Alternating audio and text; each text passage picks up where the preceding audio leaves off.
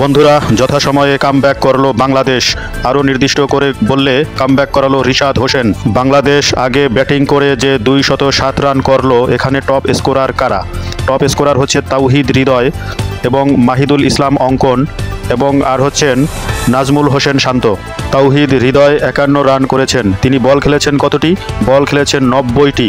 Striking rate 56 থেকে কিছুটা বেশি। মাহিদুল ইসলাম অঙ্কন 46 রান করেছেন 76 বল খেলে। স্ট্রাইকিং রেট 60-এর থেকে কিছুটা বেশি। নাজমুল হোসেন শান্ত 32 রান করেছেন 63 বল খেলে। তার স্ট্রাইকিং রেট 50 থেকে সামান্য একটু বেশি। এই স্ট্রাইকিং রেটকে আপনি কোনোভাবেই ওয়ানডের সাথে মানানসই বলতে পারবেন না। এই স্ট্রাইকিং রেট একমাত্র টেস্টের সাথেই মানানসই। রিশাদ হোসেন 8 নম্বরে নেমে 26 রান করলেন। বল কতটি? মাত্র 13টি। তার স্ট্রাইকিং রেট 200। সে এই সময়ে যদি এই কেমিও ইনিংসটা না খেলতো তাহলে বাংলাদেশের রান কোনোভাবেই 200 পার হয় না। আবার বোলিংয়ে এসে কি কাণ্ডটাই না ঘটালেন। 9 ওভারে 35 রান দিয়ে একাই তুলে নিলেন 6 উইকেট। আর বাকি থাকলো কয় উইকেট? মাত্র 4 উইকেট।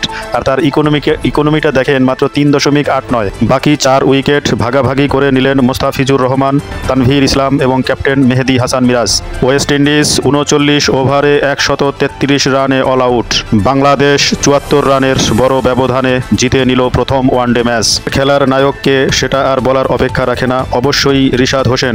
200 স্ট্রাইক রেটে 26 রান আর 6 উইকেট লাভ করে সেরা খেলোয়াড়ের একমাত্র দাবিদার তিনি। অনেকে হয়তো নাক ছিটকাবেন মিরপুরের উইকেট নিয়ে। আরে ভাই, দেশের কন্ডিশনের সুবিধা তো সব দেশই নিয়ে থাকে।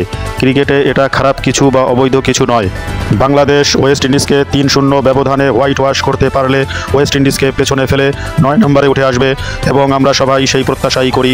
পরিশেষে রিশাদ হোসেনকে আবারও ধন্যবাদ এবং আন্তরিক ভালোবাসা জানিয়ে শেষ করছি তার এই দুর্দান্ত পারফরম্যান্সের জন্য।